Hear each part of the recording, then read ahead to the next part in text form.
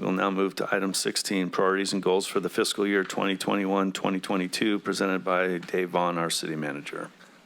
Good evening, Mr. Mayor, members of council. I think this is the last item, so I appreciate your patience this evening. Part of the priorities and goals is we will go over those. Also, staff has put together projected or recommended projects that go along with the American Rescue Plan Act that tie in with these priorities and goals.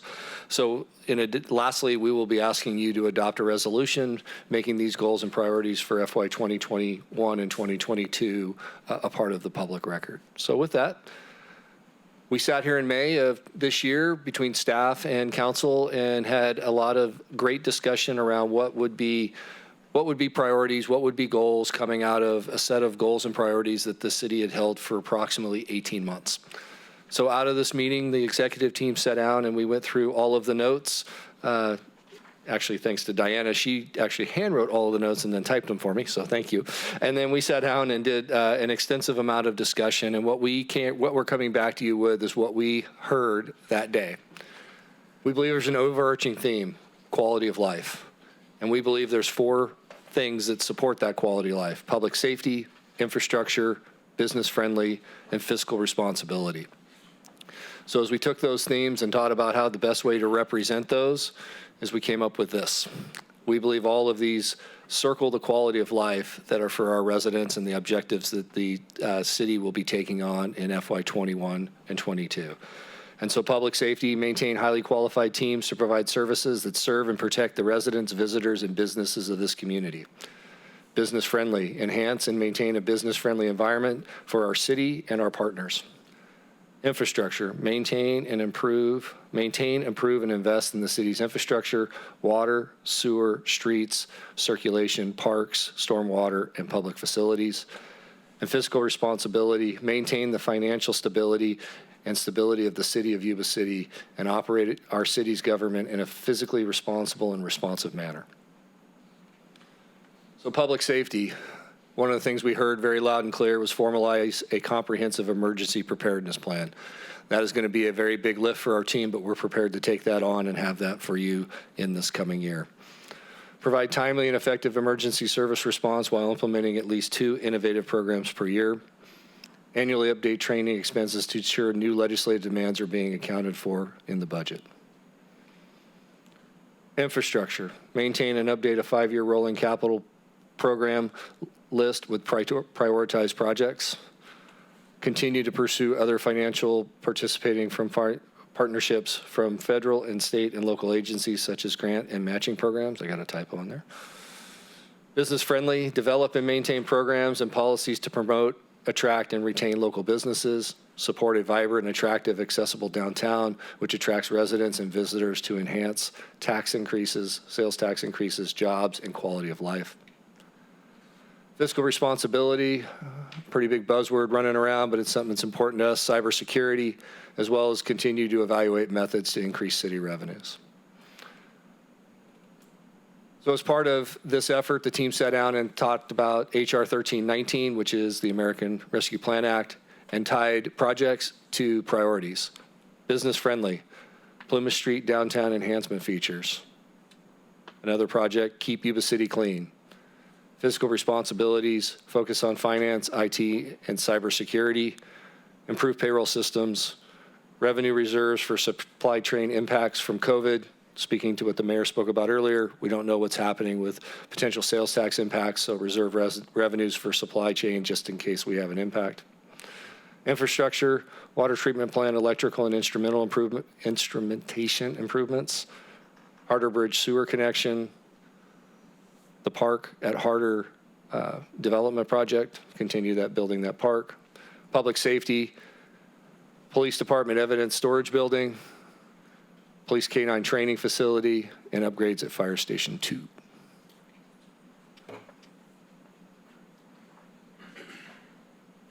Questions? All right. Questions for the city manager from the council? If I may, sir. Yes, please. Dave, can you back up, I think, 2? Okay. Under Yuba City Clean, is there a plan specifically? What does that entail? So this really ties into the word that we heard from council on that day, which is really around helping keep our area clean and really focusing on the issues surrounding homelessness and working with other businesses to keep Yuba City clean. So this would be focused on our business districts in order to make sure that we are able to keep those areas clean and assist businesses and keep getting that stuff cleaned up. All right, excellent. I'm curious to know if we could maybe incorporate it in the appropriate place, unless there's another plan elsewhere. But I think we really have a need for code enforcement for the folks who already live here who aren't doing their fair share to keep Yuba City clean. If maybe that might be a place to put it. This is exactly the place it would fit in. My question. I would support that idea. Great, thank you. Thank you. Other questions? Comments from the public? Yes, you're right. Yes, please. You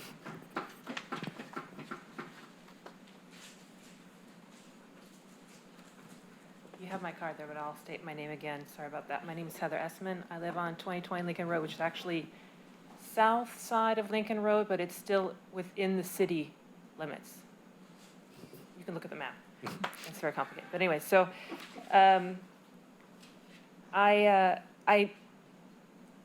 I don't know what happened of the meeting. There was a meeting about a year and a half ago before COVID where we all met at Boyd Hall and talked about the priorities. And I just want to say first, I appreciate you having the public coming and discussing that. There was actually a very large group that attended. And I think that the city was a bit surprised how infrastructure, there were a couple of other things in there, but infrastructure was one of those items that people were really interested in. Don't like the potholes. There were a lot of other things that were listed on there. So I'm glad to see that this is in on the top list, the top 4. But there were a few things. So besides the typo on page 1, under infrastructure, I believe it's supposed to be participation. It is. Okay, so that would need to be amended, obviously. But also on the second page, line 4, it says, attract residents and visitors to enhance tax increases. I don't Sales think tax. you have tax increases involved, but perhaps revenues was probably the word you were looking for. Actually, the word was sales tax. Sales tax increases, revenues associated with sales tax. Okay, well, because it says tax increase here. It does, it's seem missing. like that would be business friendly. Yeah, it's not business friendly. Oh, okay. I mean, it might be, depending on the situation, but I normally wouldn't associate that. Yeah, revenues. Then also, under fiscal responsibility, in the presentation, I didn't, until we saw the presentation here, I didn't see where it says evaluate methods to increase city revenues.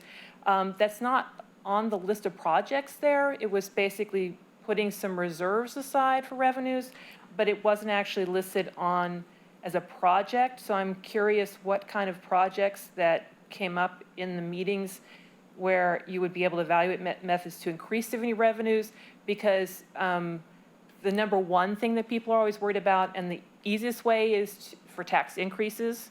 So I'm curious if what kind of projects were actually discussed that weren't related directly to tax increases, or were there tax increases also listed in there? So 3 minutes are up now. No, you got 5 right because there. you gave us a No, card. I've got 3, but I can give you 5. I have that power. I know. But I don't need that. I'll take the 3, but as long as I can get through the 3 without, you guys have I have the 3, and then you guys can talk. I would appreciate that in the future. Thanks. Okay. So part of the question was around increase in revenues. The reason it's not part of some of the projects is the projects that were represented are for the American Rescue Act and not necessarily for ongoing efforts, which would include things like property tax increases through development and those type of items as we continue to look for those opportunities as we continue to grow. I would add that the meeting that you participated in at Boyd Hall, we had a subsequent meeting here, and we had not as much public attendance, but we still gave it as much or more energy in regards to involving as much discussion as we possibly could around the quality of life issues. And I really want to give our staff a lot of credit for boiling it down into these four major areas as it relates to revenue increases. Obviously, as a city government, I think we're always taking a look at balancing the budget, and then also for those projects that we can't fund, trying to determine revenue sources for those, whether they be grants or potentially increases due to sales tax or what have you. I think we try to be pretty fiscally conservative. I think we've achieved that, at least quite, in my opinion, we have. But we will be tackling the issue of revenue generation, especially based upon what I think is going to be happening here in the second half of the year with some of the challenges that our business community is going to face with the ag. But so have we specifically targeted tax increases? No, we haven't had those discussions yet. Do I envision those perhaps happening? I think it would be normal. It usually does. It has in the past.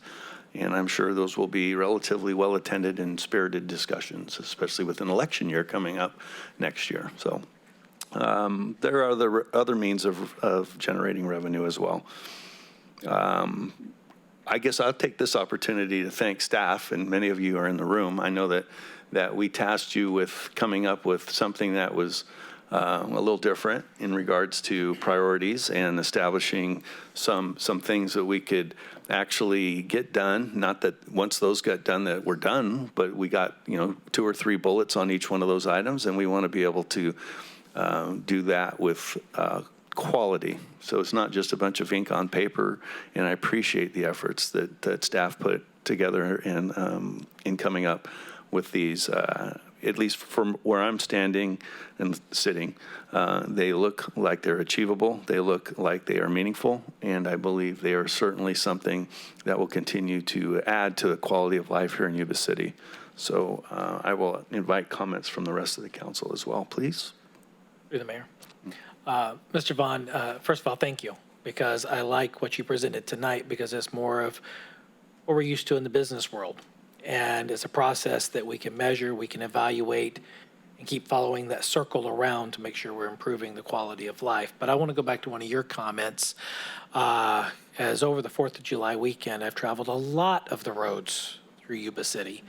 And that obviously would fall under the infrastructure. And that was part of the reason that we had those workshops, was to get us out of the weeds and back up to that very high-arching goals and priorities so that we can tie back up. But in this, where is the roads going to fit in? Because we need $8 million to maintain. We only have about $2.5 to $3 million. Any future ideas on addressing our roads at some point through these funds, through surpluses, through anything? Because I think that's a lot of the stuff that's on people's minds is the roads, because they do beat the crap out of your car sometimes. Yeah, I won't disagree with that. I will get with Diana Langley and her Public Works team and come back with a priority of what is scheduled for road repairs, as well as what the future looks like, so that City Council and the public have a reasonable look as what the city has planned. All right, thank you. Mr. Kirchner? Yep. Mr. Harris? Yeah. Just circling back, Dave, to echo what Dave said, much appreciated on behalf, my behalf, for your staff and everybody who's done so much work, and all our department heads and beyond. It is a really good plan. I think it has all the traits of a really good plan, in that you have the overreaching umbrella of all the one topic of quality of life, which is why we are here, why we're all here.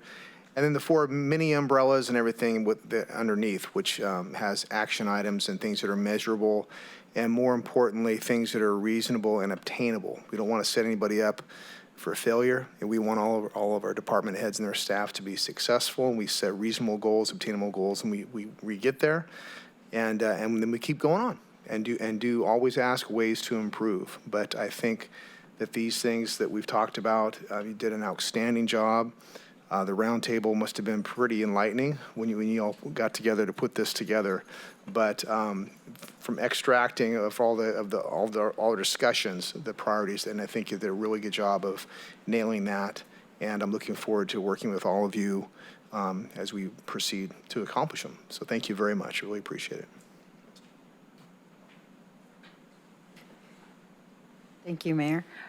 Dave, I really think that to add what my colleagues have already said is just repeating pretty much. I do think that one thing as a council person I struggle personally is with how to get this information out to the community, right? So our community understands the process of trying to engage people to be involved in the discussion of selecting these priorities and why they're important and how we arrive at those decisions. And sometimes, I mean, we make a lot of efforts to get people to be involved. And at the Boyd Hall, the intention was to host that and then to host several thereafter, and then COVID hit, so we weren't able to continue forward with those kinds of things. But maybe we have an opportunity to do more of that now as things are opening up, and really describe some of those things that we're talking about, with public safety and what does that emergency preparedness plan really look? Because we need the community to understand what that emergency preparedness plan actually is, because our communities can be the ones who respond to it. And some of these other detail work is really tough for people to translate to everyday use, right? I think that one topic that we all are now, well, not all, but a topic that is really important in other things that we already are talking about. Water is a big issue now that we're facing forward in multiple areas. And I think that the more that we can be proactive in our discussions with these priorities is really important. What I think that is really different with this process is with Dave, our new city manager, and our team really refining those priorities and getting to the nuts and bolts like the gentlemen have been saying. And what I am much more used to and support that we have these reports, come back to us and report on the progress instead of a year long and then you kind of forget. How are we doing, right? Track ourselves and how are we meeting these benchmarks and if we need to adjust, that's an important conversation to have when those adjustments need to happen, because maybe we started off in one direction, and then as we progress, things move. We saw that with COVID. Our intent was to do these priorities of last year and the 2 years ago, and that changed. Our intent is to do the priorities first and then pass the budget, but we weren't able to do that. We passed the budget and then did the priorities. So it's just things have been a little different, as we all know, this year, and I am tremendously grateful for the executive team and everyone else that was part of that decision making. And I know it was a tough process. And but one thing that I've seen is I have faith in all of you, faith in your decisions and your work and how you arrive at those decisions, and are very committed to our city. And every penny and dollar that is spent from this city, you take it really responsibly. And I really thank you for doing that. And I thank Dave for leading this process. It took us a little while to get the right city manager, and I think we've landed with a good one, and hopefully he keeps us for a while. So let's work on these priorities and show some progress and be accountable to our community. But I also ask, please, community, come and share with us and be present with us and help us in these decisions, because it's tough when only one person comes in and speaks. Thank you. Okay. At this point, we would be any comments from I think we got comments from the public. Anybody else on technology? No public comment. Okay. Bring it back to the council for the potential adoption of the resolution. Through the mayor, Yes. I move that we adopt a resolution adopting the city council's priorities and goals for fiscal year 2021, 2022. All right, I have a motion by Vice Mayor Shaw, second by Councilperson Kirchner. All those in favor signify by saying aye. Aye. Opposed? Hearing none, item 16 passes unanimously.